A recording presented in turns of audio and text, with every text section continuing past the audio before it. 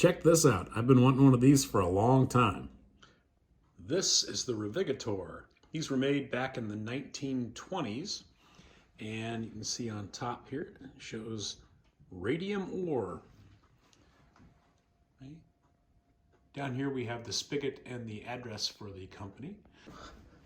And over here we've got some instructions here. Fill the jar every night. Use hydrant or any good water. Drink freely when thirsty and upon arising and retiring. Average 6 or more glasses daily. Scrub with a stiff brush and scald monthly. The outside has a nice glaze on it. And on the inside, I'll take this off carefully. You can see they added the ore, or they added some of the mineral to the clay and then lined the inside of it. That's a leaf that kind of stuck on there, and I tried to pick it out and it broke a little bit of the other stuff off, so I'm not doing that anymore. Just for fun, let's do a couple measurements. Here I've got a standard frisker. There's the sensitive area.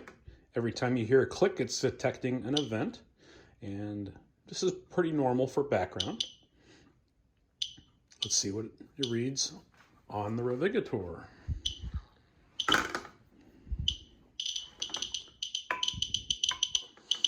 Holding it up to the side, and it's on a medium time constant, so it's average in the last 10 seconds or so.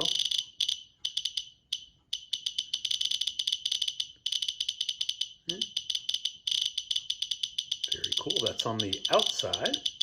And if we put it on the inside, it goes crazy.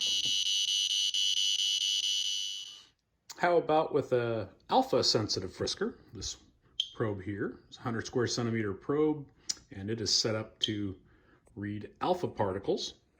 And notice the background is quite a bit lower. The audible response is still on, so every time you hear a click, you're detecting an event. There was a couple in quick succession, and then we get nothing for a while. Pretty normal for a background on an alpha frisker. Let's see how we do over here. And, oops, there we go. So holding it up to the outside of the frisker, we may see a little bit that may just be crosstalk from the other radiations interfering with the alpha scintillator. So we don't see much, or you don't hear much here anyway. We don't see much by way of counts on the outside. But again, if we go on the inside,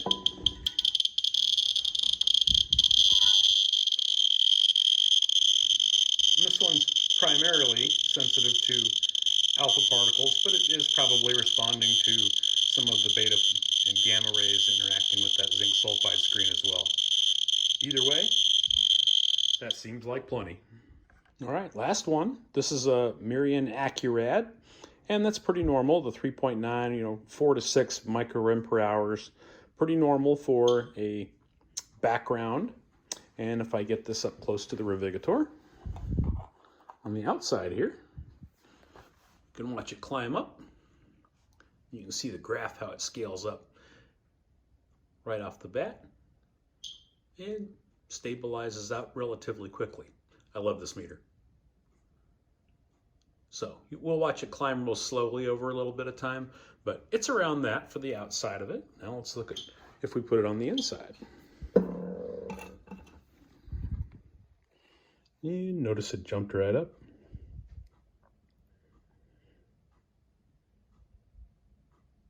Stabilizing out around there.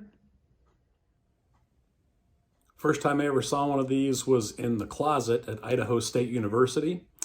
And I've looked in antique stores for the last 20 years trying to find one, and I never have been able to find one in the antique stores, but I finally found this one for sale on eBay, and complete with lid, which is relatively rare as well. So very cool. Glad to have it in my collection.